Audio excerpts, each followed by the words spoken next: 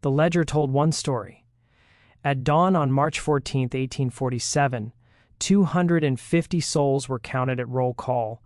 The same ledger, reviewed at dusk, told another: 0, not escaped, not deceased, simply absent, as if they had never existed at all. Riverside Plantation stretched across nearly 4,000 acres of Virginia bottomland, bordered by the James River to the east and dense pine forest to the west. For more than 3 decades, it operated with ruthless precision under the Harrow family, producing tobacco and corn in volumes that enriched merchants in Richmond and beyond. The plantation's records were flawless. Every bushel harvested, every birth recorded, every death logged in leather-bound books kept in the main house library. Those same records would later become evidence in one of the most disturbing and least discussed investigations in antebellum Virginia history. What makes this case extraordinary isn't just the number of people who vanished, it's the completeness of their disappearance. 250 men, women, children, and elders, gone within a single hour. No footprints in the mud, no broken fences, no missing boats, no stolen provisions. The overseer's daily report, preserved in the Virginia Historical Society archives, contains only one chilling line for that day: all quarters found empty at evening inspection, no signs of disturbance, no explanation. Before we continue with what truly happened at Riverside Plantation and the decades-long mystery that followed, understand this: what you're about to hear was deliberately erased from history. The investigation that followed involved state officials, federal marshals, and private detectives hired by insurance companies that had underwritten the plantation's immense value. Their findings were never published. The documents were sealed. Witnesses who spoke out were discredited. And the settlement, allegedly built by those who disappeared, existed for less than 3 years before it vanished from maps and memory. This is the story of how 250 people orchestrated the impossible and why the truth was buried for more than a century. To understand what happened, you must first understand Riverside itself. The plantation was established in 1815 by Thomas Harrow, a man obsessed with order, efficiency, and control. He designed the layout personally, placing the quarters where they could be observed from the main house, arranging work buildings for maximum output, and enforcing routines that governed every hour of life. When his son William inherited the estate in 1835, he preserved those systems with near-religious devotion: roll call at 6 a.m., evening inspection at 8 p.m., meals at fixed times, work assignments posted daily outside the overseer's cottage. Nothing was left to chance, and yet, on one ordinary March evening, everything vanished. If stories like this grip you, if you're drawn to the histories that textbooks avoid, subscribe to Vintage Chains. This channel uncovers the truths that were meant to stay buried, and let me know, what country are you watching from? Leave it in the comments below, because stories like this reach far beyond Virginia. The mystery of Riverside Plantation is just beginning. Punishments for infractions were documented in a separate ledger with dates, offenses, and consequences recorded in William's careful handwriting. The main house was a 3-story structure of red brick with white columns supporting a wide porch that wrapped around 3 sides. From the second-floor windows, one could see across the entire plantation: the quarters to the north, the tobacco fields to the south, the cornfields to the west, and the river glinting in the distance to the east. William's study occupied the southeast corner of the second-floor, positioned so he could observe both the quarters and the main work areas without leaving his desk. Catherine Harrow Williams managed the domestic operations with similar precision. She'd been raised on a plantation in South Carolina and brought with her firm ideas about how a household should be run. The main house staff consisted of 12 individuals who lived in a separate building behind the kitchen: cooks, housemaids, a butler, heiress, and personal servants for the family members. Catherine kept her own set of records documenting the household's daily operations in a series of journals that she had maintained since her marriage in 1828. The Hargrove children, William Jr., age 32, Thomas, age 29, and Elizabeth, age 26, had all been raised on the plantation and had absorbed their parents' attitudes and methods. William Jr. managed the tobacco operation. Thomas oversaw the corn production and livestock, and Elizabeth, unmarried and living at home, assisted her mother with household management and served as the plantation's unofficial school teacher for the family's younger relatives and the children of neighboring plantation owners. By all accounts, the Hargroves considered themselves enlightened owners. They provided adequate food and clothing, allowed religious services in the chapel every Sunday, and rarely resorted to the harshest forms of punishment that were common on other estates. William frequently remarked to visitors that a well-treated laborer is a productive laborer, and he believed his plantation's consistent profitability proved the wisdom of this approach. What the Hargroves failed to recognize, what they were constitutionally incapable of recognizing, was that beneath the surface of compliance and routine, an entirely separate world existed, a world of whispered conversations, coded messages, and careful planning, a world that had been building toward March 14, 1847 for years. The population of Riverside in early 1847 was remarkably diverse, a consequence of Thomas Harrow's purchasing practices and William's later acquisitions.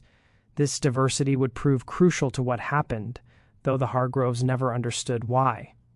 Among the oldest residents was a man named Samuel, who had been born in Africa and brought to America in 1804 before the legal importation of slaves was prohibited. He was in his 62nd by 1847, his hair completely white, his body bent from decades of labor, but his mind remained sharp, and he served as an unofficial elder and advisor to the community. Samuel spoke multiple African languages and served as a bridge between the African-born residents and those born in America. He also possessed knowledge of herbal medicine, navigation by stars, and oral history preservation, skills that would prove invaluable. Then there was Marcus, the head carpenter, who had been purchased from a Baltimore estate in 1829. Marcus was 53 years old in 1847, a man of medium height with powerful shoulders and hands scarred from decades of working with wood and metal. He had been trained by a master craftsman in Baltimore and possessed skills that went far beyond simple carpentry. He could read architectural drawings, calculate structural loads, and solve complex engineering problems. The Hargroves valued him highly for his ability to construct and repair buildings, furniture, and equipment. They had no idea that he had been using those same skills for an entirely different purpose. Marcus had a wife, Hannah, and 3 children, 2 daughters, Rachel and Sarah, ages 19 and 16, and a son, David, age 14. Hannah worked in the main house as a seamstress, a position that gave her access to information about the family's plans and visitors. Rachel and Sarah worked in the fields during planting and harvest seasons, and in the main house during winter months. David worked in the carpentry shop with his father, learning the trade. Danina, the head cook, was 46 years old and had been at Riverside since 1833. She had been purchased from a Virginia estate after her previous owner died and his property was liquidated. Danina was a woman of considerable intelligence and force of personality. She managed a kitchen staff of 4 and was responsible for feeding not only the Harrow family but also preparing the communal meals for the quarters. This gave her control over food supplies and the ability to redirect resources without arousing suspicion. She was also one of the few people who could move freely between the main house and the quarters at almost any time, carrying messages and information under the guise of her duties. Benjamin, the stable hand, was 21 years old and had been born on the plantation. He was the son of a woman named Grace who had died in childbirth when Benjamin was born. He had been raised collectively by the community with no single parent figure, which had given him a certain independence of spirit that the overseer found troublesome. Benjamin was responsible for maintaining the plantation's horses and for driving the wagon on trips to Richmond and neighboring towns to purchase supplies or deliver goods. These trips had given him knowledge of roads, towns, and the broader geography of Virginia that few others at Riverside possessed. There was also a woman named Esther, age 38, who worked as a midwife and healer. She had been born in South Carolina and purchased by William Hargrove in 1840. Esther had learned medicine from her mother and grandmother, and she possessed extensive knowledge of herbs, treatments for common ailments, and the management of childbirth. She was trusted by both the enslaved community and to some extent by the Harrove family, who occasionally consulted her when their own physicians were unavailable. This trust gave her a degree of freedom of movement and access to information that others lacked. Among the younger generation was a man named Joseph, aged 27, who worked in the blacksmith's forge. Joseph had been purchased from a Maryland estate in 1842 and brought with him skills in metalwork that made him valuable to the plantation's operations. He could repair tools, shoe horses, and fabricate metal components for equipment in buildings. He was quiet and kept largely to himself, which led the Harroves to consider him simple-minded. In reality, Joseph was highly intelligent and had been using his position to create tools and implements that would be needed for purposes the Harivs never imagined. There were many others, each with their own skills, knowledge, and roles in the community. There was Ruth, a woman in her 50s, who organized the Sunday religious services and maintained the chapel. There was Jacob, a man in his 40s who managed the vegetable gardens that supplemented the community's diet. There was Miriam, a young woman of 23 who worked in the main house and had taught herself to read by secretly studying books in the Harov library. There was Thomas, not to be confused with Thomas Hargrove, a man in his 30s who worked in the tobacco fields and had an encyclopedic knowledge of the surrounding forests from years of hunting to supplement the community's food supply. Each of these individuals and dozens of others had been carefully observed and evaluated by Marcus, Dinina, Samuel, and a small core group who had been planning the escape for years. Each had been assigned specific roles based on their skills, knowledge, and trustworthiness, and each had been preparing in their own way for the night of March 13, 1847. The planning for the escape had begun in the winter of 1842-1843, though its roots went back even further. The catalyst had been a conversation between Marcus and Samuel, the two oldest and most respected men in the community. It had been a cold January night, and Marcus had been working late in his shop, repairing a wagon wheel by lamplights. Samuel had appeared at the door, moving quietly despite his age, and had asked if they could speak privately. What followed was a conversation that would change the course of 250 lives. Samuel had begun by asking Marcus a simple question. If you could leave this place, where would you go? Marcus had been startled by the directness of the question. Such conversations were dangerous. Even speaking of escape could result in severe punishment if overheard. But something in Samuel's tone suggested this was not idle speculation. North, Marcus had replied carefully. To a free state, Pennsylvania, maybe. Or further, Samuel had nodded slowly. And how would you get there? I don't know. The roads are watched, the river is patrolled, and even if I made it, I'm one man. What about Hannah? What about my children? What if it wasn't just you? Samuel had asked. What if it was all of us? Marcus had stared at the old man, trying to determine if he was serious or if age had finally affected his judgment. All of us? That's impossible. 250 people can't just disappear. Where would we go? How would we travel? How would we eat? Those are good questions, Samuel had said. Questions that need answers. But first, answer this. Is it impossible because it truly cannot be done? Or is it impossible because we've been taught to believe it cannot be done? That conversation had planted a seed. Over the following weeks, Marcus found himself thinking about Samuel's question. He began to observe the plantation with new eyes, not as a place where he was trapped, but as a problem to be solved. How were they contained? What were the actual barrier? To escape? What resources did they have access to? What knowledge did they possess collectively that could be applied to the problem? He began to have quiet conversations with others he trusted. Dinina, who controlled food supplies, Benjamin, who knew the roads and geography, Joseph, who could fabricate tools, Esther, who understood medicine and could treat injuries or illness during a journey, Ruth, who could organize and motivate people. Each conversation was careful, oblique, never stating the ultimate goal explicitly, but feeling out whether the person could be trusted and what they might contribute. By the spring of 1843, a core group of about 15 people had formed. They met in small groups, never all together, usually during the Sunday religious services when conversation was expected and less likely to be monitored. They began to develop what would eventually become the plan. The first major decision was about destination. The initial assumption had been that they would flee north to free states or Canada, but as they discussed the logistics, the problems became apparent. The distance was enormous, hundreds of miles. The route would take them through populated areas where they would be conspicuous. Even if they reached free territory, they would be fugitives subject to recapture under federal law, and the journey would be especially difficult for the elderly, the very young, and the infirm. It was Samuel who proposed the alternative. What if we didn't run away? What if we disappeared? The distinction seemed subtle, but it was crucial.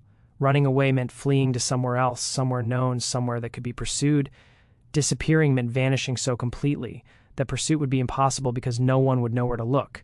Where can 250 people disappear to? Marcus had asked. Somewhere no one would think to look, Samuel had replied. Somewhere close, somewhere in Virginia itself. The idea seemed absurd at first. Virginia was slave territory. Staying in Virginia meant staying in danger. But as Samuel explained his reasoning, the logic became clear. Everyone would expect them to flee north. Resources would be directed towards searching northern routes. If they instead went west into the mountains and found a remote location where they could establish themselves, they might remain hidden long enough to organize a more permanent solution. Benjamin, who had traveled through the western parts of Virginia on supply runs, confirmed that there were vast stretches of mountainous territory that were sparsely populated and difficult to access. There are valleys in those mountains that no one ever goes to, he said, too remote for farming, too rough for roads. If we could find one of those valleys, we could hide there. This became the foundation of the plan. Escape from Riverside, travel west to the mountains, establish a hidden settlement, and use that as a base while they organize the next phase, whatever that might be. But this still left the enormous problem of how to actually escape from Riverside. The plantation was not a prison, but it was controlled. The quarters were fenced, the gates were locked at night, the overseer made regular rounds. The surrounding area was populated with other plantations whose owners would report any large groups of unfamiliar people. How could 250 people leave without being seen? It was Marcus who proposed the solution that would define the entire operation. We go under. The idea of a tunnel was both brilliant and audacious. It solved the fundamental problem of how to move a large group of people past the plantation's boundaries without being observed, but it created an entirely new set of challenges. How do you dig a tunnel without being discovered? Where do you put the excavated earth? How do you support the tunnel to prevent collapse? How do you ventilate it? How do you hide the entrance and exit? Marcus spent months thinking through these problems before he even proposed the idea to the core planning group. He made sketches on scraps of wood that he burned after studying them. He calculated distances, angles, and volumes. He estimated how much earth would need to be moved and how long it would take. He identified the tools that would be needed and how they could be obtained or fabricated without arousing suspicion. When he finally presented the plan to the group in the fall of 1843, their initial reaction was that it was impossible. The tunnel would need to be at least half a mile long to reach beyond the plantation's boundaries. It would need to be tall enough for people to walk through, which meant moving an enormous volume of earth. It would require timber supports, which would need to be obtained and installed. And all of this would need to be done in secret at night while maintaining the appearance of normal plantation life during the day. It's impossible, Diner had said flatly. Probably Marcus had agreed. But what's our alternative? That question hung in the air. They had no alternative. Every other option they had considered, fleeing by road, by river, through the forests, had insurmountable problems. The tunnel was impossible, but it was the only impossible plan that had any chance of success. How long would it take? Samuel had asked. 4 years, Marcus had said. Maybe 5 if we work every night that we can. If we're careful, if we're lucky, 4 years. It seemed like an eternity, but they had already waited lifetimes. What was 4 more years if it meant freedom? The group agreed to attempt it. They would begin in the spring of 1844 as soon as the ground thawed enough to dig. They would work in shifts, with different people taking turns, so that no one would be too exhausted to perform their regular duties during the day. They would use the Sunday religious services to coordinate and communicate, and they would tell no one outside the core group until the tunnel was complete and they were ready to execute the escape. The location of the tunnel entrance was chosen carefully. Marcus's cabin was on the eastern edge of the quarters closest to the river. It was also one of the larger cabins housing Marcus's family and 2 other families, 11 people in total. The cabin had a wooden floor, which was unusual. Most of the quarters had dirt floors. Marcus had built the floor himself years earlier, and the Hargroves had approved it as an example of the kind of improvement that industrious workers could achieve. What the Hargroves didn't know was that Marcus had built the floor with a hidden access panel. A section of floorboards in the corner of the cabin could be lifted to reveal the earth beneath. This would become the entrance to the tunnel. The first night of digging was in April 1844. 6 men, Marcus, Joseph, Benjamin, Thomas the field worker, and 2 others named Daniel and William, gathered in Marcus's cabin after the evening inspection. They moved quietly, speaking in whispers, their movements careful and deliberate. Marcus lifted the floor panel, revealing a square of earth about 3 feet on each side. They began to dig. The work was brutally difficult. The earth was dense clay mixed with rocks and roots. They had only basic tools, a few shovels, a pickaxe, a pry bar that had been carefully hidden in the carpentry shop. They could make noise, but not too much. The overseer's cottage was a H100 red yards away and sound carried at night. They could use lamps, but only dim ones and only inside the cabin with the windows covered. That first night, they dug down about 3 feet and removed, perhaps, half a cubic yard of earth. The earth was placed in burlap sacks and hidden under the cabin's floorboards. The next day, during regular work activities, the sacks were emptied in small quantities across the plantation, mixed into the vegetable gardens, spread in the tobacco fields, dumped in the compost heaps. No single location received enough earth to be noticeable. This became the pattern. Dig at night, dispose of earth during the day. Slowly, painfully, the shaft descended into the ground. After 2 weeks, they had reached a depth of about 12 feet. At this point, Marcus made the decision to begin tunneling horizontally, angling slightly upward to maintain drainage and prevent flooding. The tunnel would head east toward the river, but would curve slightly north to emerge in a ravine that Benjamin had identified as a suitable exit point. The horizontal tunneling was even more difficult than the vertical shaft.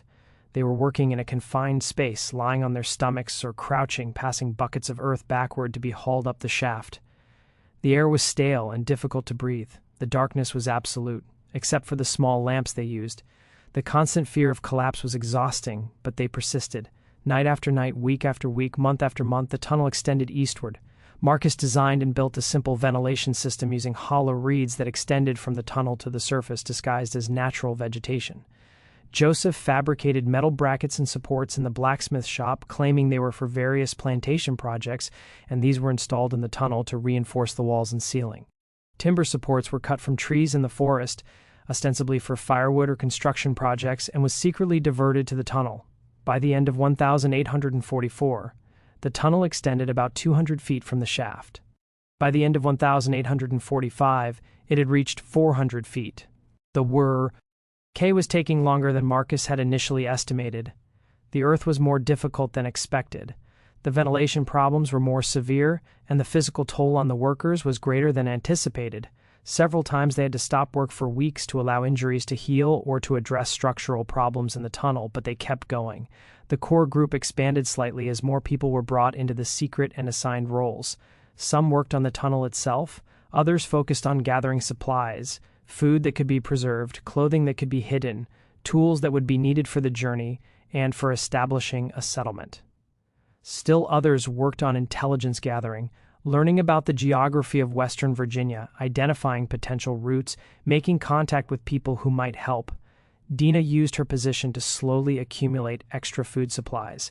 She would request slightly more than needed for the main house, and the excess would be preserved and hidden. Salt, dried beans, smoked meat, flour, all accumulated in small quantities that wouldn't be missed individually, but that added up over months and years to a substantial stockpile.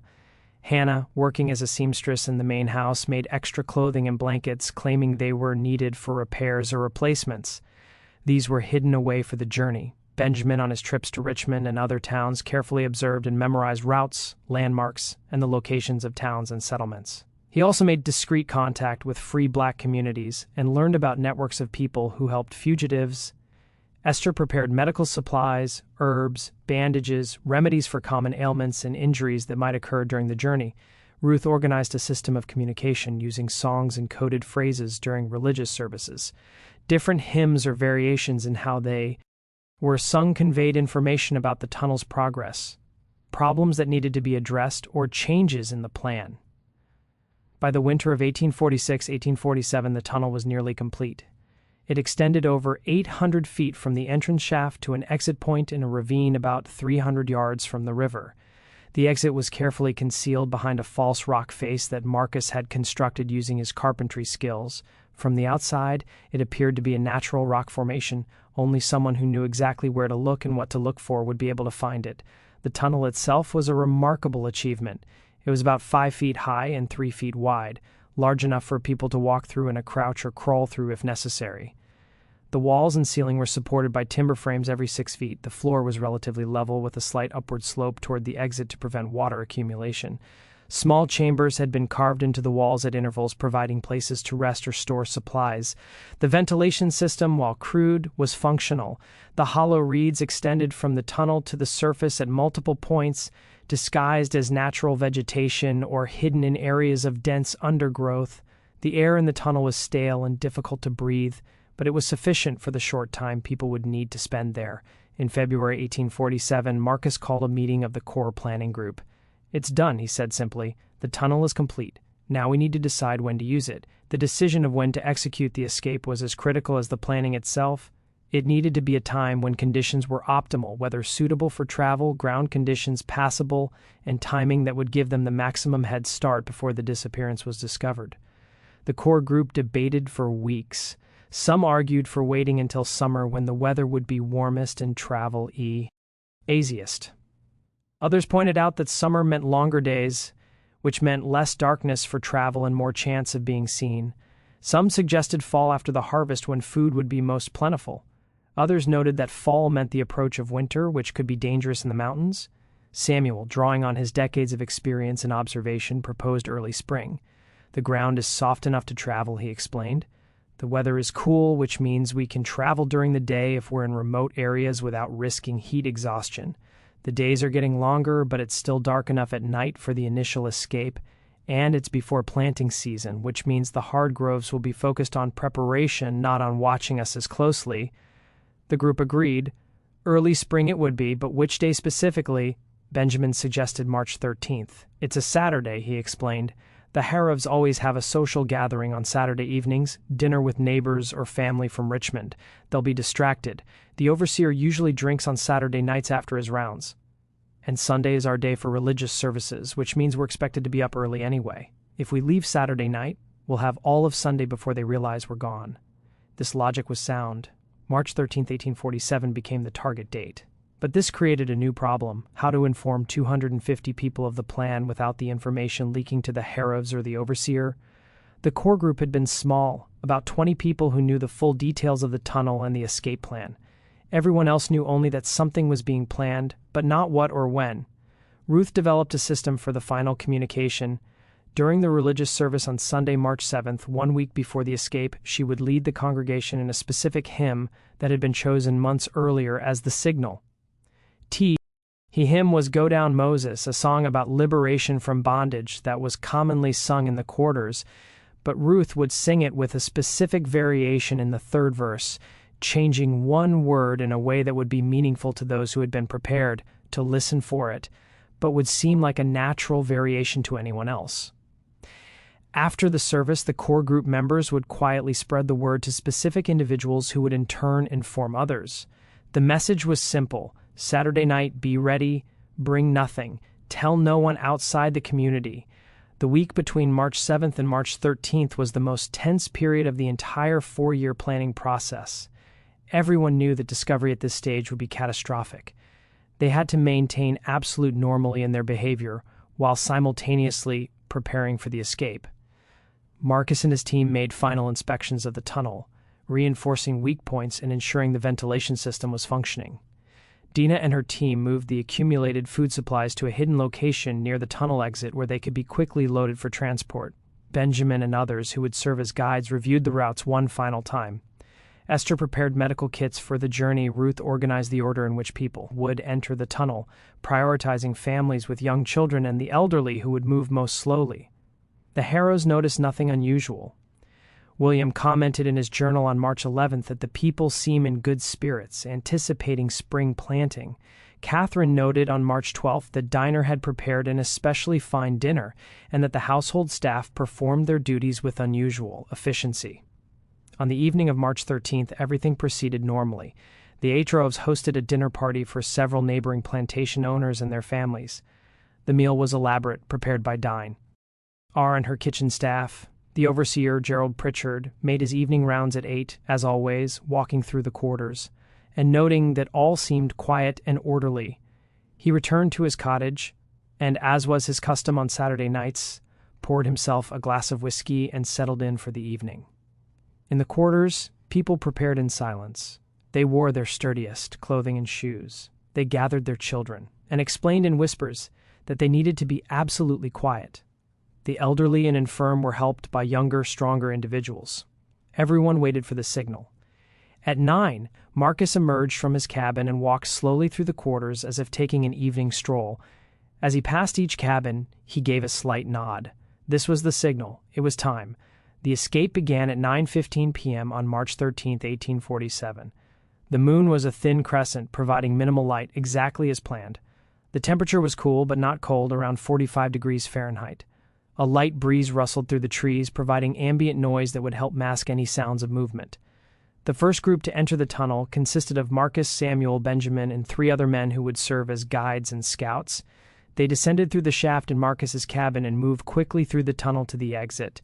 Their job was to ensure the exit was clear and to begin scouting the immediate area beyond the plantation boundaries. They emerged from the tunnel into the ravine at 9:35 p.m. The false rock face that concealed the exit swung open smoothly on hinges that Joseph had fabricated. The ravine was dark and silent. Benjamin climbed to the top of the ravine and scanned the surrounding area. No lights were visible, no sounds of human activity. They were alone. Marcus returned through the tunnel to signal that the exit was clear.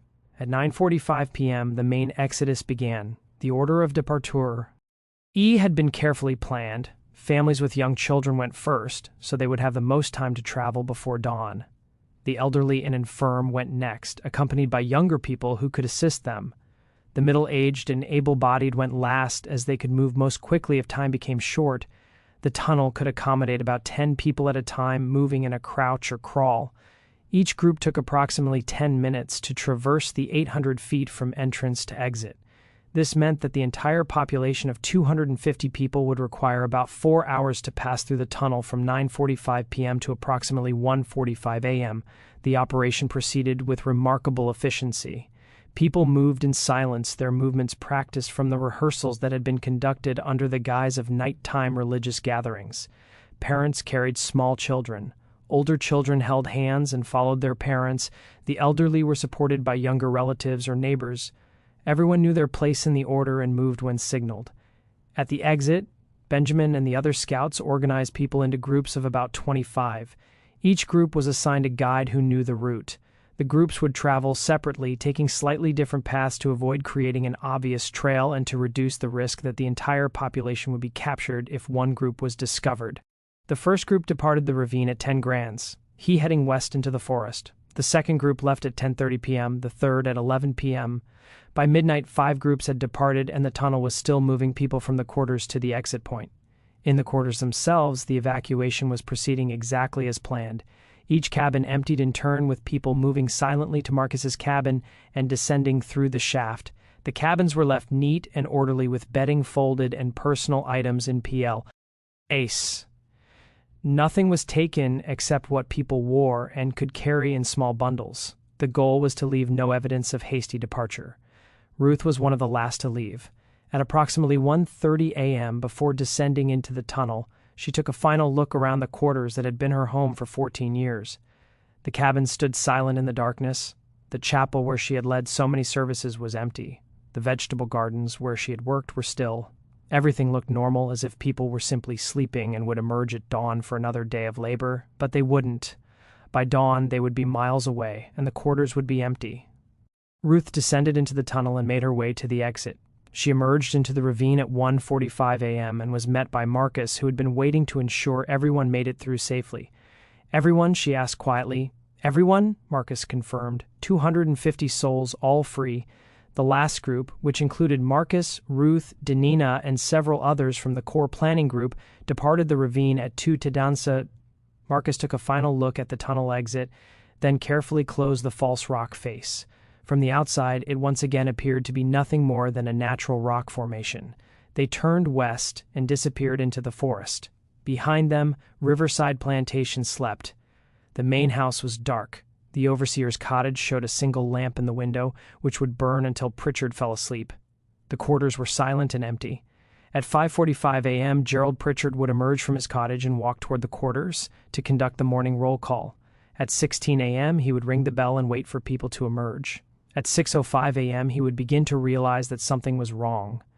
At 6:15 a.m., he would be running toward the main house to wake William Harrove with news that would shock Virginia and create a mystery fort that would endure for over a century, but that was still hours away. For now, 250 people were moving through the darkness, heading west toward the mountains and toward freedom. The groups traveled separately but along roughly parallel routes, all heading generally west and northwest toward the Allegheny Mountains. The routes had been scouted over the previous 2 years by Benjamin and others who had been able to travel on plantation business. They avoided roads and towns, instead following game trails, creek beds, and ridge lines that provided natural navigation markers. The first group, led by Benjamin, consisted of 25 people, including several families with young children. They moved slowly, stopping frequently to rest and to ensure no one was left behind. Benjamin navigated by the stars which he had learned to read from Samuel, and by landmarks he had memorized from his scouting trips. The forest was dense and dark. The thin crescent moon provided almost no light, and they dared not use torches or lanterns for fear of being seen. They moved by feel, holding on to each other, following the person in front, trusting Benjamin to lead them true. A child began to cry about an hour into the journey. The mother quickly comforted the child, but the sound seemed impossibly loud in the quiet forest. Benjamin called a halt and gathered the group. "We need to be silent," he whispered. "I know it's hard, especially for the little ones, but sound carries at night. We're still too close to the plantation. In a few more hours, we'll be far enough away that we can rest and make some noise. But for now, we must be silent." The group continued. The child, comforted by his mother and exhausted from the excitement and fear, fell asleep and was carried the rest of the night. The second group, led by Thomas the field worker, consisted mostly of younger adults without children. They moved faster than Benjamin's group, covering ground quickly. Thomas led them along a creek bed, using the sound of running water to mask any noise they made, and following the creek's course westward. The third group, led by a man named Peter, who had worked in the stables with Benjamin, included several elderly individuals. They moved slowly, stopping frequently for rest. Peter was patient, never rushing them, understanding that their pace was limited by the physical capabilities of the oldest members. The fourth and fifth groups, led by other scouts, followed similar patterns, moving west, avoiding detection, staying silent, helping each other through the darkness. By dawn, the groups had covered between 8 and 12 miles, depending on their pace. As the sky began to lighten in the east, the group leaders called halts and found concealed locations where they could rest during the day. They chose dense thickets, small caves, or areas of heavy undergrowth where they could hide from any travelers who might pass nearby. The people were exhausted. Many had never walked more than a few miles at a time in their lives. Their feet were blistered, their muscles ached, and they were hungry and thirsty. But they were also exhilarated. For the first time in their lives, they were free. They had escaped. They had done the impossible. Benjamin's group found a small hollow surrounded by dense laurel bushes. They crawled into the hollow and collapsed in exhaustion. Benjamin posted 2 people as lookouts, then allowed himself to rest. He calculated that they were about 10 miles from Riverside. If the disappearance had been discovered at dawn as expected, any search would be focused on the immediate area around the plantation. They were probably safe for now, for as the sun rose on March 14, 1847, 250 people lay hidden in forests and hollows across western Virginia. They slept fitfully, unused to sleeping during the day, anxious about what would happen next, but sustained by the knowledge that they had taken the first step toward freedom. Behind them at Riverside Plantation, Gerald Pritchard was discovering the empty quarters and running to wake William Harrove with impossible news. The journey to the mountains took 13 days. The groups traveled only at night, hiding during the day in whatever concealment they could find. They moved slowly, limited by the pace of the elderly and the young children, and by the need to avoid detection. The route took them through some of the most remote territory in Virginia. They crossed the James River on the second night using a ford that Benjamin had identified during his scouting. The water was cold and the current was strong, but everyone made it across safely. They continued west, climbing gradually into the foothills of the Alleghenies. Food was a constant concern. The supplies that had been hidden near the tunnel exit had been distributed among the groups, but it was not enough to sustain 250 people for 2 weeks. They supplemented their supplies by foraging, gathering wild plants, catching fish in streams, and occasionally hunting small game. Esther's knowledge of edible plants proved invaluable, as did the hunting skills of several men who had experience providing food for the quarters. Water was less of a problem. The route followed streams and rivers for much of the way, providing ample fresh water, but the constant walking in wet conditions led to problems with blistered and infected feet. Esther treated these injuries as best she could with the limited medical supplies she had brought, but several people developed serious infections that slowed their travel. On the fifth night, they had their first serious scare. One of the groups, led by Peter, was moving along a Raja line when they heard dogs barking in the distance. The sound was unmistakable bloodhounds, the kind used to track fugitives. Peter immediately led his group off the ridge line and into a dense thicket where they huddled in silence, barely breathing. The barking grew louder, then seemed to circle around them, then gradually faded into the distance. They waited for 2 hours, not moving, before Peter finally decided it was safe to continue. They never learned whether the dogs had been tracking them specifically or were part of a general search, but the incident reinforced the need for absolute caution. The groups maintained minimal contact with each other during the journey. Occasionally, two groups would encounter each other at a planned rendezvous point, where they would exchange information and redistribute supplies, but mostly they traveled independently, reducing the risk that all would be captured if one group was discovered. On the 8th night, Benjamin's group reached the edge of the mountains. The terrain became steeper, the forest denser, the travel more difficult, but they were also entering territory that was more remote and less likely to be searched. Benjamin felt a cautious optimism that they might actually succeed. The groups began to converge as they approached their destination. The target was a valley that Benjamin and Marcus had identified during their planning. It was located deep in the Alleghenies, accessible only by narrow trails surrounded by steep ridges that made it naturally defensible. A stream ran through the valley, providing fresh water. The valley floor was relatively flat and appeared suitable for farming. Most importantly, it was remote, miles from the nearest settlement, invisible from any road or traveled route. On the 13th night, March 26, 1847, the first group reached the valley. Benjamin led them down a narrow trail that descended from a ridgeline into the valley floor as they emerged from the fort. Into the open space, people stopped and stared. After 13 days of traveling through dense forest, sleeping in thickets and caves, constantly hiding and moving, they had reached a place where they could stop, a place where they could rest, a place where they could begin to build something new. Over the next 2 days, the other groups arrived. By the evening of March 28th, all 250 people had reached the valley. They were exhausted, hungry, and many were injured or ill, but they had made it. They had traveled over 100 miles through some of the most difficult terrain in Virginia, evading search parties and bloodhounds, and had reached their destination. That night, they gathered in the center of the valley for the first time since leaving Riverside. Samuel, the eldest, stood before them and spoke. "We have done what they said was impossible," he said, his voice strong despite his age. "We have freed ourselves. We have traveled through darkness and danger. We have reached this place, but our work is not finished. Now we must build. We must create a home here, a community, a life. We must prove that we can not only escape bondage, but can thrive in freedom. This valley has no name. We have no name. We are people who are not supposed to exist in a place that is not supposed to be here. But we are here and we will make this work." The people responded with quiet determination. They were too exhausted for celebration, too aware of the challenges ahead. But they had accomplished the first step. They had escaped. They had disappeared. And now they would build. The first weeks in the valley were focused on survival. Shelter was the immediate priority. The weather in late March was unpredictable. Cold nights, occasional rain, and the constant threat of late-season snow. People needed protection from the elements. Marcus organized construction teams using tools that had been brought from Riverside and others that Joseph fabricated from materials found in the forest. They began building structures.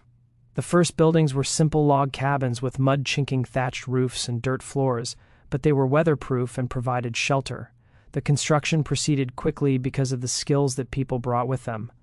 Marcus's carpentry expertise was crucial, but others contributed as well. Several men had experience with log construction, from building and repairing structures at Riverside. Women who had worked in the fields knew how to gather and prepare thatch for roofing. Joseph's metalworking skills allowed him to fabricate hinges, nails, and other hardware from scrap metal. By the end of April, they had completed about 15 structures, enough to house everyone, though conditions were crowded. The buildings were arranged in a rough circle around a central common area with the stream running along one edge of the settlement. Food was the next priority. The supplies they had brought were nearly exhausted, and foraging alone could not sustain 250 people. They needed to establish agriculture. Jacob, who had managed the vegetable gardens at Riverside, organized farming teams. The valley floor had soil that appeared suitable for cultivation, though it would need to be cleared of trees and undergrowth. They began the laborious process of clearing land using axes and saws to fell trees and fire to clear brush. Planting began in early May.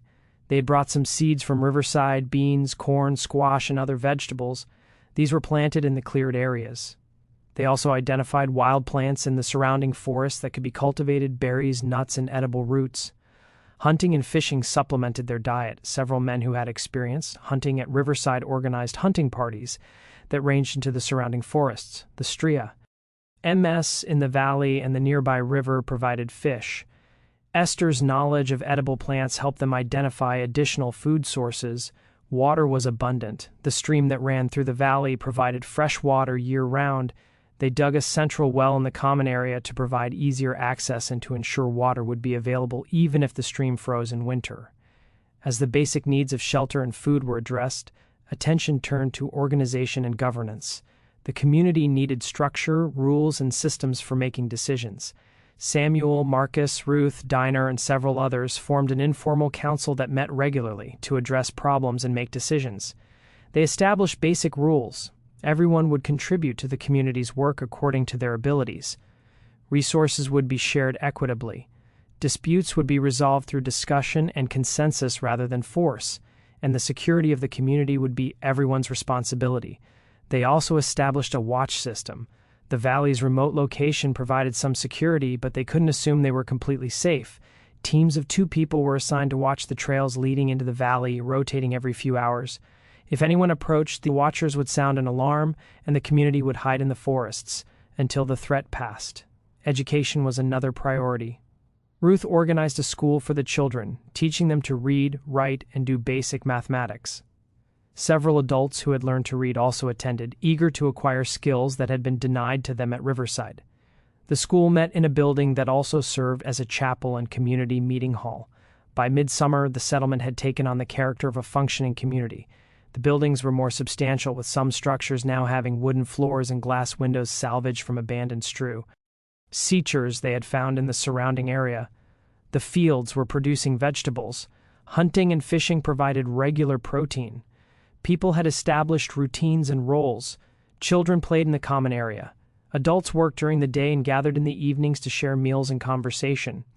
But they also remained aware that their situation was precarious. They were fugitives living in a hidden valley in Virginia, a slave state. Discovery would mean recapture and punishment. They maintained strict security with the watch system operating continuously. They avoided making fires during the day when smoke might be visible from a distance. They kept noise to a minimum, and they constantly discussed what their next steps should be. Some argued for staying in the valley permanently, building a self-sufficient community that could exist indefinitely in isolation. Others insisted that staying in Virginia was too dangerous and that they should eventually move north to free territory or Canada. Still, others proposed a more radical idea that they should make contact with abolitionists and use their story to support the anti-slavery cause. These debates continued throughout the summer and fall of 1847 with no clear consensus emerging. Meanwhile, the community continued to grow and develop. By the end of the year, the population had actually increased slightly. Several women who had been pregnant during the escape had given birth, and a few other fugitives, having heard rumors of a hidden settlement, had found their way to the valley and been welcomed into the community. The settlement had no official name. People referred to it simply as the valley or the place. This anonymity was intentional. A name would make it more real, more findable, more vulnerable. They were a community that existed in the spaces between maps, a town that had no name because it wasn't supposed to exist. But exist it did, through the summer and fall of 1847, through the winter of 1847-1848, and into the spring and summer of 1848, the nameless town thrived. The fields produced good harvests. The buildings were expanded and improved. The school educated children and adults. The community developed traditions and celebrations. People who had lived their entire lives in bondage were learning what it meant to be free. And then, in the fall of 1849, hunters stumbled upon the valley. The hunters were 3 men from a town about 30 miles to the north. They had been tracking a deer and had followed it into territory they had never explored before. They descended into the valley and found themselves staring at a settlement that, according to everything they knew, shouldn't exist. The watchers saw the hunters before the hunters saw the settlement. The alarm was sounded, a specific pattern of whistles that carried through the valley. People immediately stopped what they were doing and moved toward the forest, following evacuation plans that had been practiced regularly for exactly this situation. By the time the hunters reached the settlement, it appeared deserted. Buildings stood with doors open, fires burned in hearths, food sat on tables, but there were no people visible. The hunters explored cautiously, confused by what they were seeing. The settlement was clearly inhabited. The buildings were well maintained. The fields were cultivated. There were signs of recent activity everywhere. But where were the people? One of the hunters noticed movement in the forest and called out. There was no response. The hunters conferred briefly, then decided to leave. This was strange, possibly dangerous, and definitely something they should report to authorities. They left the valley and returned to their town. Within days, word of the mysterious settlement had spread. Within a week, Lydia force had been organized to investigate. Within 2 weeks, the militia arrived at the valley. The settlement was empty, not deserted in the sense that people had just stepped away temporarily as it had appeared to the hunters. Empty in the sense that it had been deliberately abandoned. The buildings stood intact, but personal items were gone. The fields showed signs of recent harvest. The fires were cold, and there was no indication of where the inhabitants had gone. The militia searched the surrounding area for days, finding nothing. No trails, no campsites, no signs of a large group moving through the forest. It was as if the people had simply vanished just as they had vanished from Riverside Plantation 2½ years earlier. The authorities ordered the settlement destroyed. The buildings were burned. The fields were trampled, and efforts were made to erase all evidence that the town had ever existed. The location was noted in official reports, but these reports were not made public. The incident was embarrassing. A hidden community of fugitives had existed for over 2 years in Virginia without being detected. Better to destroy the evidence and forget it had happened. But what actually happened to the people? How did they disappear a second time? The answer lies in the warning system and evacuation plans that the community had maintained since its founding. When the hunters were spotted, the alarm was sounded. People immediately evacuated to pre-decided hiding places in the forest surrounding the valley. They remained hidden while the hunters explored the settlement, then waited until the hunters left, but the council recognized that discovery was now inevitable. The hunters would report what they had found. Authorities would investigate. The valley was no longer safe. Over the next 2 weeks, while the hunters were spreading word of their discovery and while the militia was being organized, the community executed a second exodus. This time, they had the advantage of preparation. They had supplies, tools, and experience. They had identified multiple potential destinations during their 2 years in the valley, and they had established contacts with networks of people who helped fugitives. The community split into smaller groups, each heading in a different direction. Some went north toward Pennsylvania and Ohio, some went west toward the territories, some went south, paradoxically, to free black communities in cities where they could blend in and disappear into urban populations. And some, according to later accounts, went even deeper into the mountains to other hidden valleys that they had scouted as potential backup locations. The groups left at different times over the course of 2 weeks, ensuring that no single large movement would be noticed. They took everything they could carry and destroyed or hid everything else. By the time the militia arrived, the valley had been empty for several days. This second disappearance was even more complete than the first. The groups scattered so widely and blended so thoroughly into their destinations that tracking them became impossible. Some individuals later appeared in historical records under different names in different locations, but the community as a whole ceased to exist as a unified entity. The nameless town had served its purpose. It had provided a safe haven for 2½ years, long enough for people to recover from their escape, to learn to live in freedom, and to make plans for their futures. And when it was no longer safe, they had the skills and experience to disappear again. While the nameless town was thriving in its hidden valley, Colonel Thomas Brennan was conducting his investigation into the original disappearance from Riverside Plantation. His investigation, which lasted from March 1847 through the summer of that year, was exhaustive and frustrating in equal measure. Brennan was a methodical man trained in military intelligence during his service in the Mexican-American War. He approached the Riverside case with the same systematic methodology he had used to track deserters and enemy movements during the war, but the Riverside case defied his methods at every turn. His first step was to document everything about the plantation and the disappearance. He interviewed the Harrow family multiple times, taking detailed notes on their observations and routines. He interviewed Gerald Pritchard, the overseer, extensively. He examined the quarters, the tunnel, the plantation's records, and every piece of physical evidence he could find. He quickly determined that the disappearance had been meticulously planned over an extended period. The tunnel alone proved that, but how had such an extensive project been kept secret? Brennan calculated that the tunnel would have required thousands of hours of labor. Where had the excavated earth gone? How had the tools been obtained? How had the work been concealed? He found partial answers to some of these questions. The excavated earth had been dispersed across the plantation in small quantities, mixed with legitimate agricultural work. The tools had been fabricated in the blacksmith shop or diverted from plantation supplies in quantities too small to be noticed individually.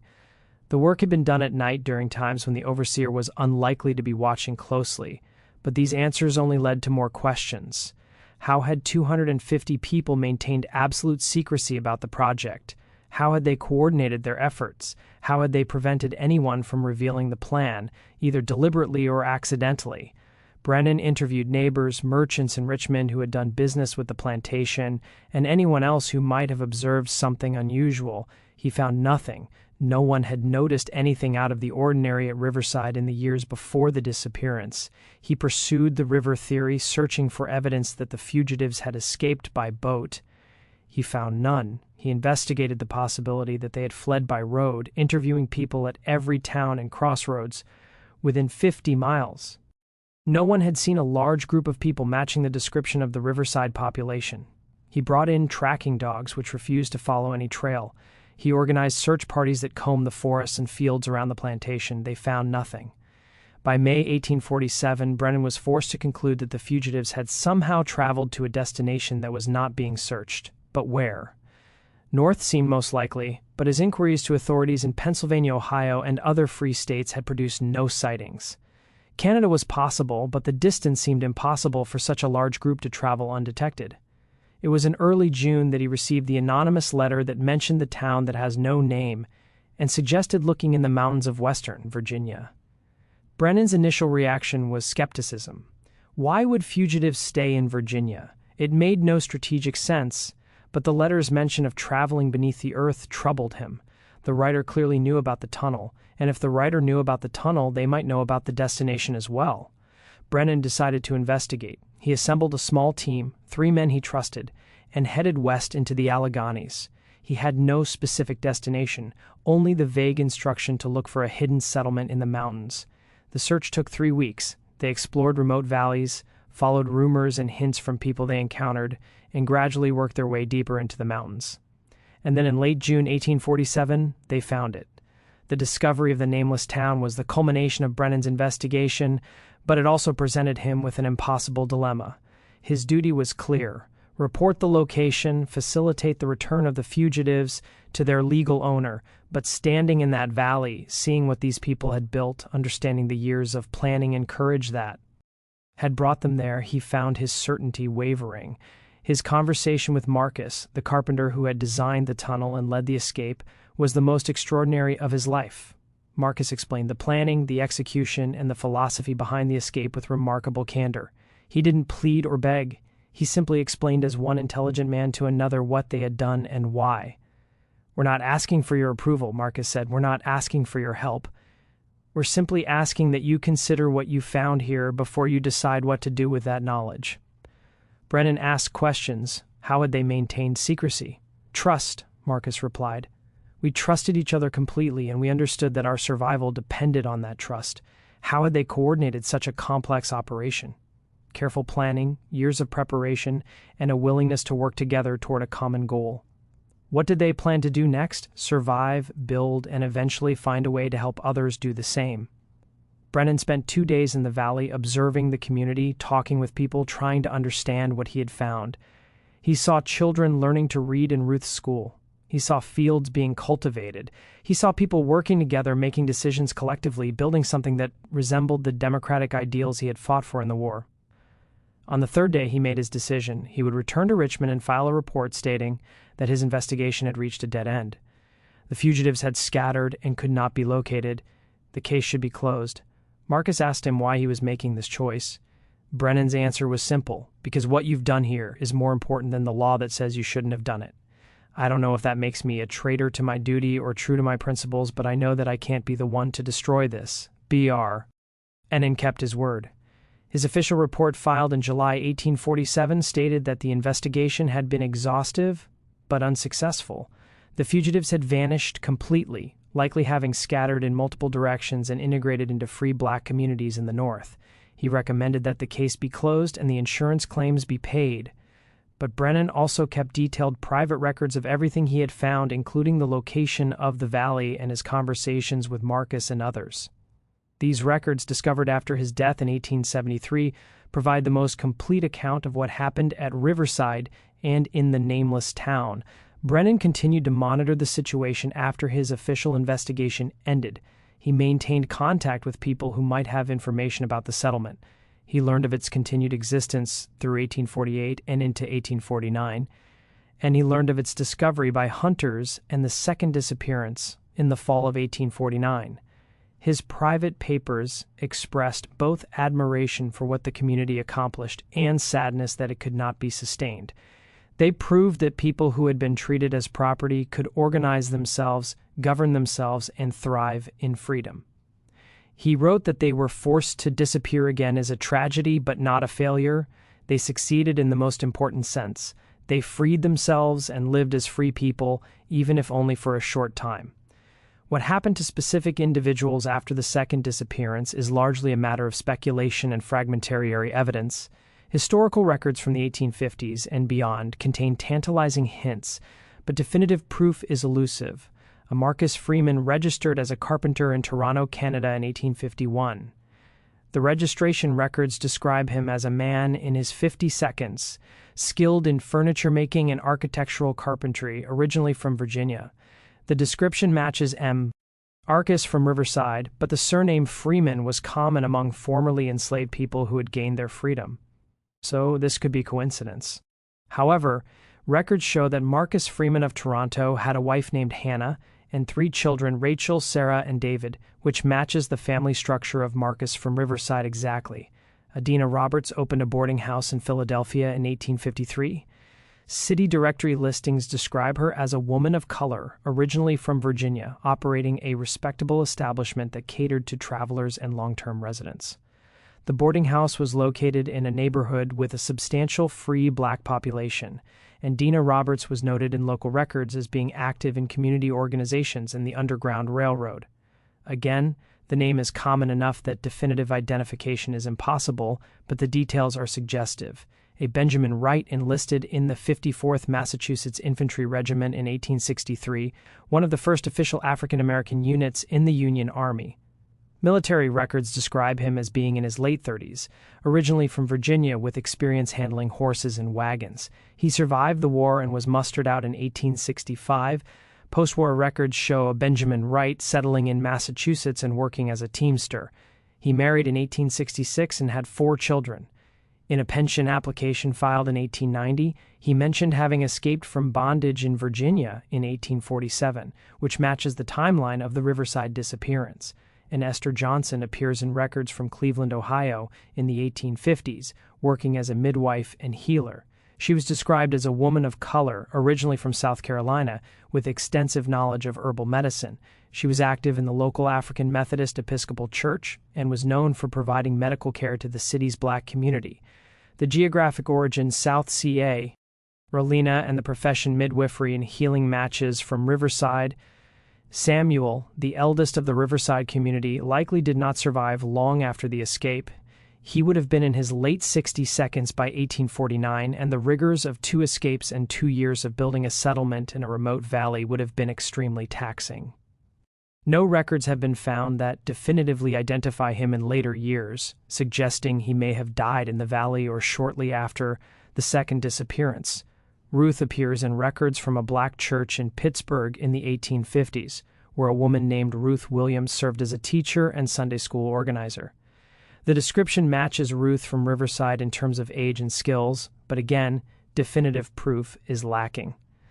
Joseph the blacksmith may have settled in Cincinnati, where records show a Joseph Miller working as a metal worker in the 1850s and 1860s. Cincinnati had a substantial free black population and was a major hub of the Underground Railroad, making it a logical destination for fugitives from Virginia. These fragmentary records suggest that many of the people from Riverside successfully integrated into free black communities in the North and went on to live productive lives. They changed their names, obscured their origins, and blended into populations where they could live in relative safety. Some, like Benjamin Wright, even served in the Union Army during the Civil War, fighting to end the system they had escaped. But these are only the individuals who left traces in historical records. Many others, perhaps the majority, left no documentary evidence of their later lives. They lived quietly, worked in occupations that didn't generate official records, and passed on their stories only through oral tradition within their families and communities. While official historical records contain only fragments and hints about what happened, penned to the people of Riverside, oral traditions in certain African American communities preserve much more detailed accounts. These oral histories passed down through generations tell stories that align remarkably well with the documented facts of the Riverside disappearance. In several communities in Pennsylvania, Ohio, and Canada, there are family stories about ancestors who came from the place with no name or who disappeared twice before finding freedom. These stories describe a large group of people who escaped from a Virginia plantation through a tunnel, lived for a time in a hidden valley in the mountains, and then scattered when the valley was discovered. The details in these oral traditions are often specific and consistent across different families and communities. They describe the tunnel as being long enough to walk through for the time it takes to say the Lord's Prayer 3 times, which would be approximately 10 minutes, matching the documented length of the Riverside Tunnel. They describe the valley as being surrounded by mountains like a bowl with a stream running through it, which matches the geography of the location Brennan documented. The oral traditions also preserve details about the planning and execution of the escape that aren't found in official records. They describe how the community practiced moving through the tunnel during nighttime religious gatherings, how children were taught to be silent through games and exercises, how food was accumulated over years through careful management of plantation resources, and how the route to the mountains was scouted and memorized by people who had legitimate reasons to travel. These oral histories also provide insights into the emotional and psychological aspects of the escape that official documents can't capture. They describe the fear of discovery during the years of planning, the terror of move-in, through the tunnel not knowing if it would collapse, the exhaustion of the 13-day journey to the mountains, the joy of reaching the valley, and the heartbreak of having to leave it when it was discovered. One particularly detailed oral tradition preserved in a family in Toronto describes the night of the escape from the perspective of a child who was 7 years old at the time. The account describes being woken in the middle of the night, being told to be absolutely silent, being carried through a dark tunnel that seemed to go on forever, and then walking through forests for many nights, while adults whispered reassurances. The child remembered reaching a valley where there were other children to play with, where there was a school and where adults seemed happy for the first time, and then the child remembered they had to leave again. And this time the journey took them to a city where there were many people and tall buildings and a sense of safety that the valley, for all its beauty, had never quite provided. These oral traditions serve as a counterpoint to the official historical record, which focuses on the mystery and the investigation but largely ignores the human experience of the people who lived through these events. The oral histories remind us that the Riverside disappearance wasn't just a historical puzzle to be solved. It was a lived experience for 250 people who made impossible choices, took extraordinary risks, and changed the course of their own lives and the lives of their descendants. The Riverside disappearance and the nameless town were not unique, though they were unusually well documented due to Brennan's investigation and private papers. Historical research suggests that similar hidden communities existed in remote locations throughout the South during the antebellum period. The Great Dismal Swamp straddling the border between Virginia and North Carolina was known to harbor communities of fugitives who lived in the swamp's interior beyond the reach of slave catchers. The Appalachian Mountains contain numerous remote valleys that could have sheltered hidden settlements. The Okefenokee Swamp in Georgia, the Bayou of Louisiana, and the forests of eastern Texas all had areas remote enough to conceal communities of people who had escaped bondage. These communities were typically small, a few dozen people at most, and were often temporary, lasting only a few years before being discovered or before the inhabitants moved on to more permanent freedom in the North or Canada. But they served crucial functions. They provided safe havens for people fleeing bondage. They demonstrated that self-governance and self-sufficiency were possible, and they served as nodes in the broader network of resistance to slavery. The nameless town in the Virginia mountains was unusual primarily in its size and in the completeness of its disappearance from the original plantation. Most escapes involved individuals or small groups. The coordination required to move 250 people simultaneously was extraordinary. But the underlying strategy, creating a hidden community in a remote location, was part of a broader pattern of resistance. The networks that supported these communities were extensive and sophisticated. Free Black communities and cities provided resources, information, and contacts. Quaker communities and other religious groups opposed to slavery provided material support and safe houses.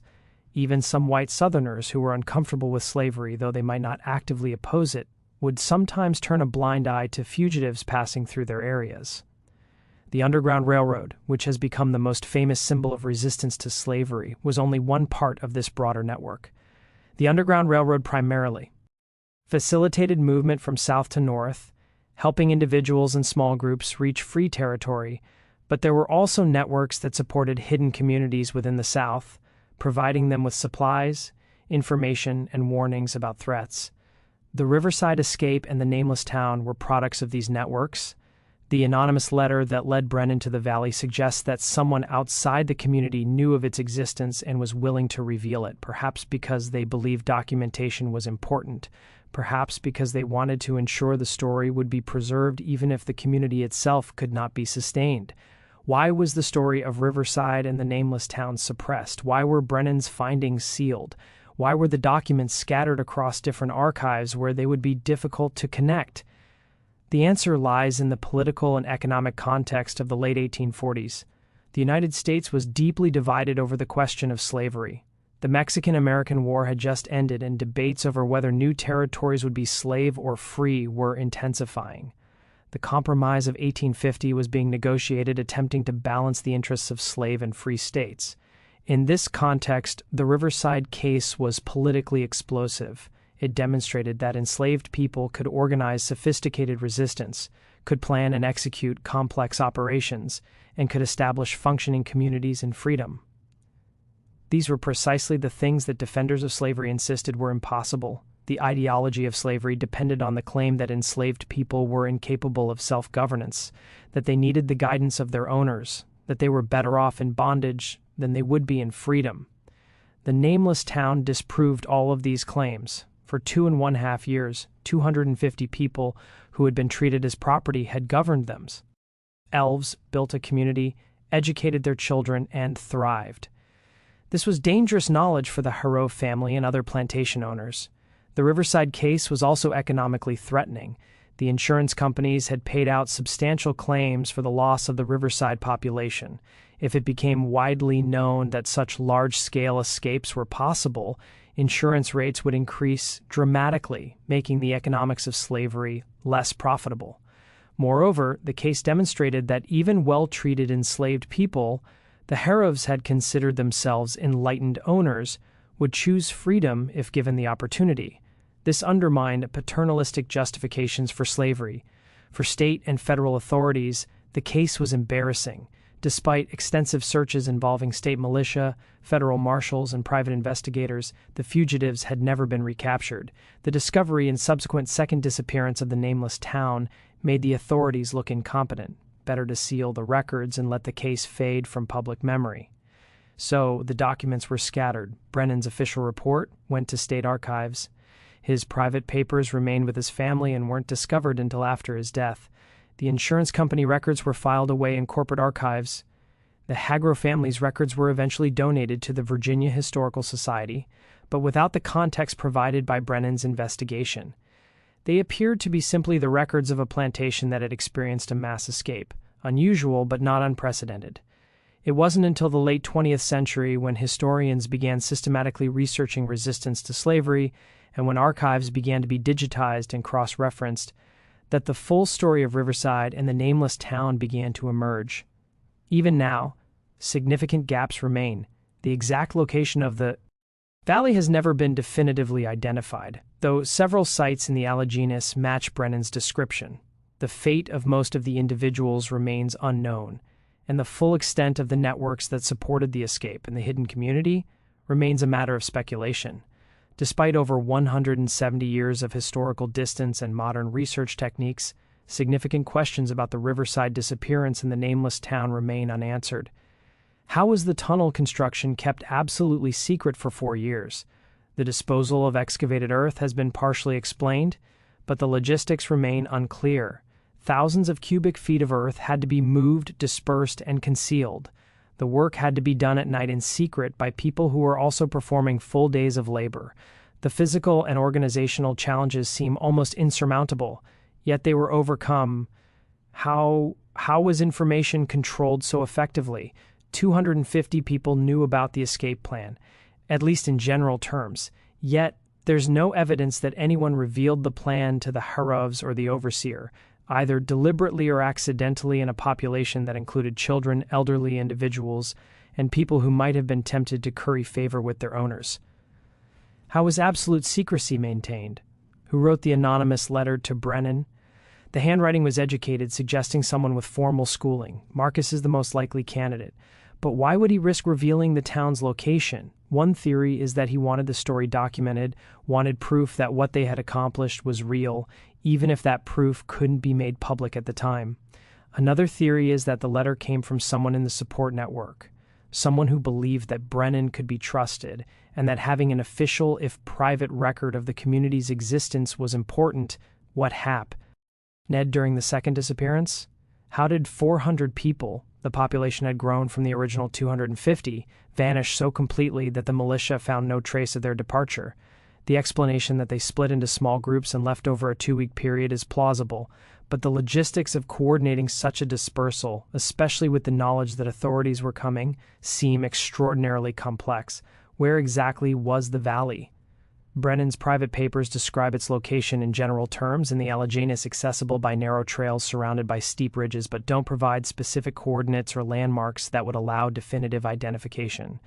Several valleys in the region match the description, and local historians have speculated about which one might have been the site of the nameless town, but without archaeological evidence, which would be difficult to find given that the structures were burned and the site was deliberately obscured. The exact location remains unknown. Did other hidden communities exist? The oral traditions and fragmentary historical evidence suggest that the nameless town was not unique, that other hidden settlements existed in remote locations throughout the South. But if these communities were successful in remaining hidden, they would have left little or no documentary evidence. How many other towns that have no name existed? How many other mass escapes were executed with such precision that they seemed impossible? We may never know. What was the long-term impact of the Riverside escape on the broader resistance to slavery? Did the techniques developed for the Riverside escape, the tunnel, the coordinated mass movement, the hidden settlement influence other resistance efforts? There are hints in the historical record that similar methods were used in other cases, but direct connections are difficult to prove. The suppression of the Riverside story means that it couldn't serve as an open example or inspiration, but information could have spread through the networks that supported resistance to slavery. The story of how 250 people disappeared from Riverside Plantation in 1 hour and built their own town is at its core a story about human capability, courage, and the drive for freedom. It's a story about Marcus, a carpenter who used his skills to design and build a tunnel that made the impossible possible. About Samuel, an elder who preserved knowledge and wisdom that guided the community. About Dina, who used her position to accumulate resources and information. About Benjamin, who learned the geography that would lead them to safety. About Esther, who provided medical care that kept people alive. About Ruth, who organized and educated. About Joseph, who fabricated the tools they needed, and about dozens of others whose names we don't know, but whose contributions were essential. It's a story about planning and patience, 4 years of digging a tunnel in secret, years of accumulating supplies in quantities too small to be noticed, years of scouting routes and making contacts, years of building trust and maintaining secrecy. The escape wasn't spontaneous or lucky. It was the result of meticulous preparation and extraordinary discipline. It's a story about community and cooperation. 250 people working together toward a common goal, trusting each other completely, supporting each other through danger and hardship. The escape succeeded not because of individual heroism, though there was plenty of that, but because of collective action and mutual support. It's a story about resilience and adaptation. When the nameless town was discovered, the community didn't surrender or despair. They executed a second disappearance, scattered to new locations, and continued their lives in freedom. They had learned that freedom wasn't a destination, but a continuous process of resistance, adaptation, and survival. It's a story about the power of suppression and the importance of memory. The official historical record tried to erase this story to make it disappear as completely as the people themselves had disappeared. But the story survived in private papers and oral traditions and fragmentary records scattered across archives. It survived because people believed it was important, because they understood that what happened at Riverside and in the nameless town was significant not just for those who lived through it, but for everyone who came after. The story challenges us to reconsider what we think we know about slavery and resistance. It demonstrates that enslaved people were not passive victims, but active agents who could plan, organize, and execute sophisticated operations. It shows that communities could be built and sustained even in the most difficult circumstances. And it reminds us that the historical record is incomplete, that there are stories that have been deliberately suppressed or accidentally lost, and that recovering these stories is essential to understanding our past. The tunnel at Riverside has long since been filled in. The valley where the nameless town stood has returned to forest. The people who orchestrated and executed the escape have been dead for over a century. But their story remains preserved in documents and memories, a testament to what people can accomplish when survival demands the impossible. They were there and then they weren't. 250 people who disappeared in an hour and built a town that existed for 2 years before disappearing again, a mystery that baffled investigators at the time and continues to fascinate historians today, a story that was supposed to be forgotten but that refuses to be erased, and somewhere in those entains, if you know where to look, you can still find traces. Foundations hidden under decades of leaf litter, depressions in the earthmark where buildings once stood, the last physical traces of a community that existed between maps, built by people who were never meant to be free, in a place that was never meant to exist, and yet it did. They vanished. They built. They endured. And when the world came looking, they vanished again. In doing so, they left behind something far greater than the 2.5 years the nameless town survived. They left proof that freedom can be taken, not just granted, that communities can be built by people denied the right to build, that the impossible can be achieved through patience, planning, courage, and collective will. Official records claim the case was closed in August of 1847.